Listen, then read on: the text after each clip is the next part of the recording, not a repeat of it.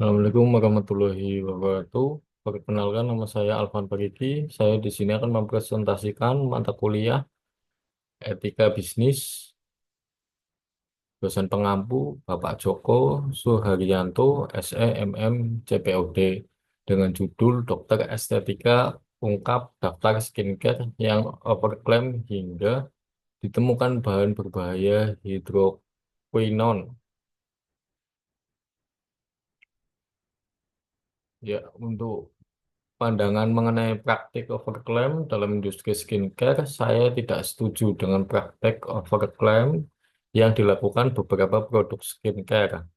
Prinsip kejujuran dan transparansi dalam etika bisnis overclaim melanggar prinsip kejujuran dan transparansi yang merupakan elemen penting dalam etika bisnis.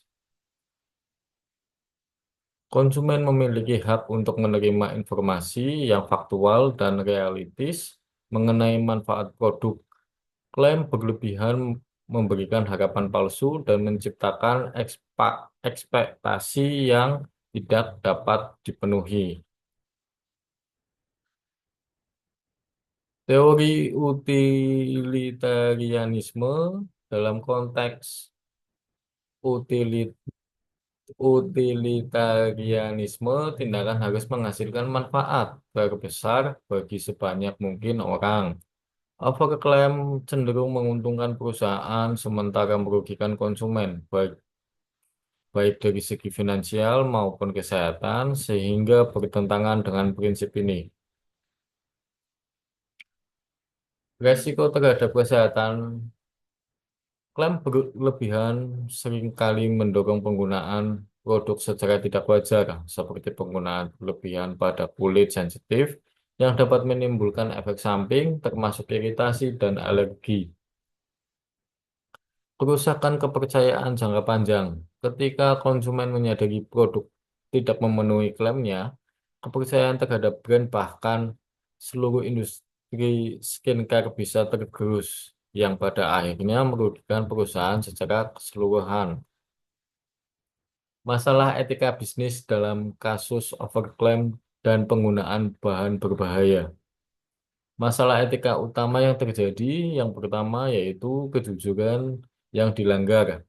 Produk memberikan klaim yang tidak realistis, seperti menjanjikan hasil instan atau manfaat yang tidak didukung oleh bukti ilmiah. Pengabaian tanggung jawab. Penggunaan bahan berbahaya seperti hidroquinone tanpa pengawasan yang jelas menunjukkan kurangnya tanggung jawab perusahaan terhadap keamanan konsumen. Yang ketiga, manipulasi informasi. Iklan dan pelabelan sering dirancang untuk menyesatkan konsumen, sehingga mereka membeli produk tanpa memahami risiko yang sebenarnya. Dampak terhadap konsumen. Satu, yaitu risiko kesehatan.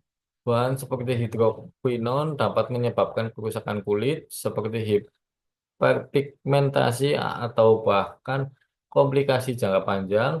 Lalu yang kedua yaitu kerugian finansial. Konsumen menghabiskan uang untuk produk yang tidak memberikan manfaat sesuai klaimnya.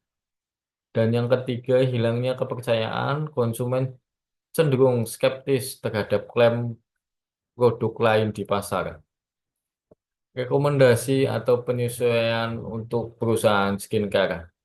Langkah-langkah konkret untuk memperbaiki etika bisnis. Satu, yaitu audit internal produk. Lakukan evaluasi menyeluruh terhadap semua produk termasuk bahan baku, formulasi, dan manfaat yang diklaim. Dua, transparansi informasi. Berikan informasi produk yang jelas, termasuk bahan aktif, mekanisme kerja, dan hasil yang dapat diharapkan berdasarkan riset ilmiah. Tiga, edukasi konsumen melibatkan dokter kulit dan ahli untuk mendidik konsumen tentang cara penggunaan yang aman dan realistis.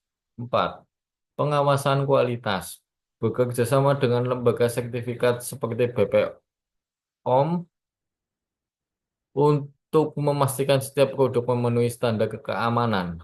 Lima, marketing yang etis. Hanya membuat klaim berdasarkan bukti ilmiah yang terverifikasi. Hindari kata-kata seperti ajaib atau instan tanpa dukungan data yang valid. Manfaat dari penyesuaian ini yaitu yang pertama kepercayaan konsumen. Konsumen akan lebih percaya pada brand yang transparan dan jujur.